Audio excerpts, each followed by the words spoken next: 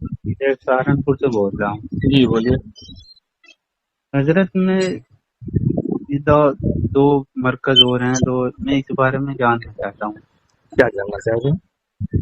کہ حق پہ کون ہے، کس کے ساتھ رہنا چاہیے، کس کے ساتھ مل کے کام کرنا چاہیے.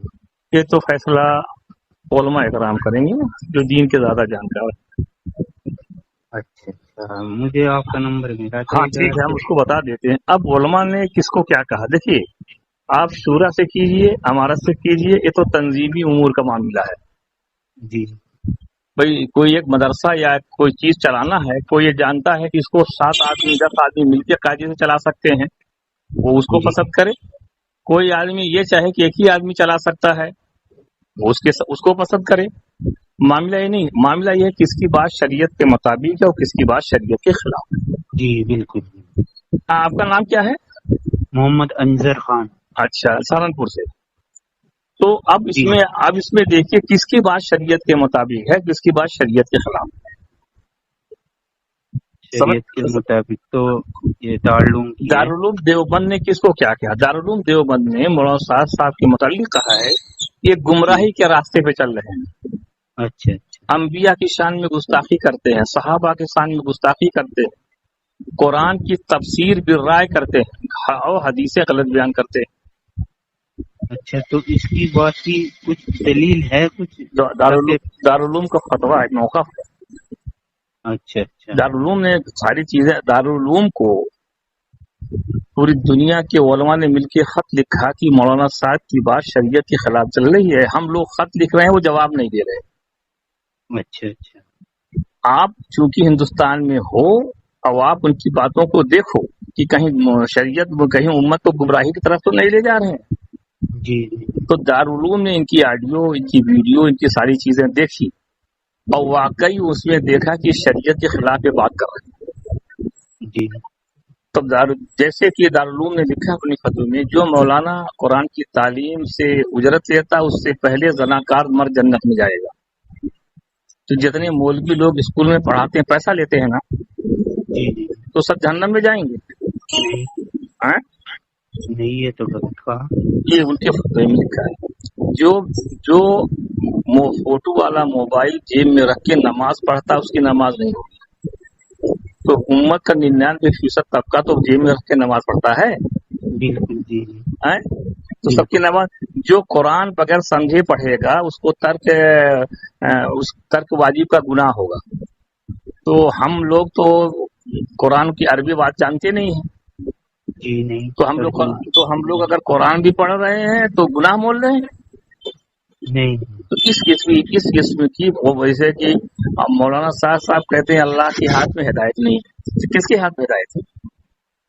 تو یہ جو آپ نے باتیں بتائی ہے یہ ہاں 7 صاحب نے دی، ہاں، ان کی کچھ ویڈیو یا آڈیو بھی ہیں؟ ٹوٹل سب ہے، ویب سائٹ پہ ہے. لیکن جب دارالعلوم نے ان سب جانچ کرنے کے بعد اس نے یہ چیز لکھی ہے. میری بات سمجھیں نہیں کرتے آپ؟ جی جی. وہ دارالعلوم کے فتوے پر موجود ہے. جی پھر اور یہ تبلیغ کا کام تھا فضائل بیان کرنا جی. اور مسائل کو بیان کرنا علماء کے ذمہ تھا. جی تو یہ تو مسائل بیان کر رہے ہیں کہ جو بغیر سمجھے نہ قرآن پڑھے گا اس کو ترک واجب کا گناہ ہوگا. بالکل. تو یہ ساری باتوں کو دیکھ کے دارالعلوم نے کہا اب ہم خاموش نہیں رہ سکتے. اچھا. جی، کہ امت گمراہی کی طرف جائے، ہم خاموشی رہتے. اب ہم اس کو خاص طور سے تبلیغی جماعت کو اور عام طور سے عام عوام کو بتانا دینی فریضہ سمجھتے ہیں. لکھا ہے فتوے میں. اچھا. ہاں، کہ مولانا صاحب جمہور کے راستے سے ہٹ رہے ہیں جو بلا شبہ گمراہی کا راستہ ہے. جی.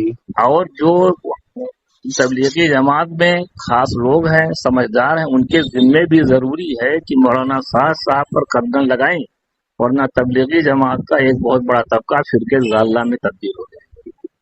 تو حضرت ایک تو بہت بڑا طبقہ جماعت کا اس سائڈ سے جڑا ہے تو مولانا صاحب سے. ہاں ٹھیک ہے، صحیح کہہ رہے ہیں.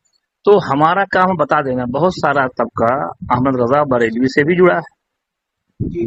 ہے کہ نہیں ہے؟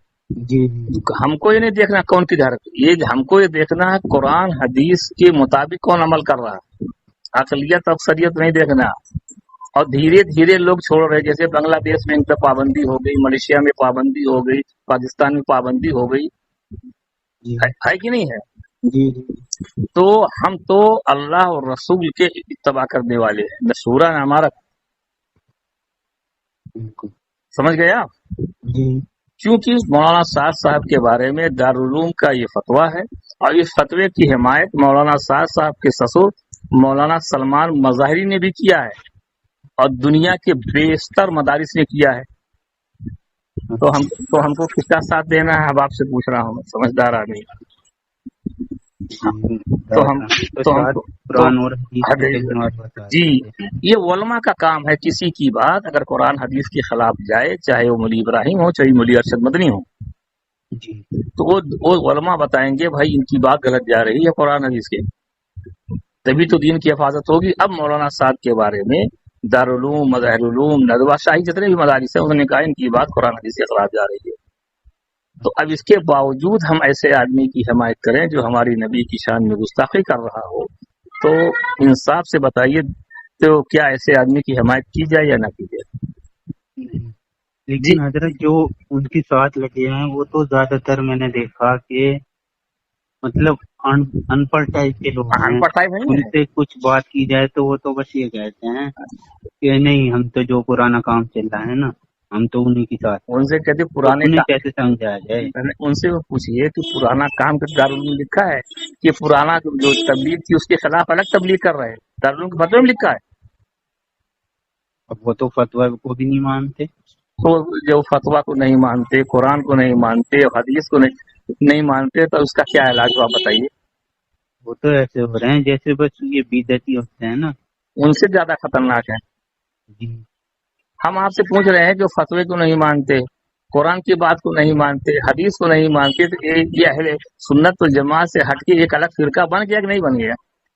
جی تو دیکھیے ہم آپ سے وصولی بات کرتے ہیں، جس کی بھی بات قرآن حدیث کے مطابق ہوگی اس کی مانی جائے گی، جس کی قرآن حدیث کے خلاف ہوگی نہیں مانی جائے گی۔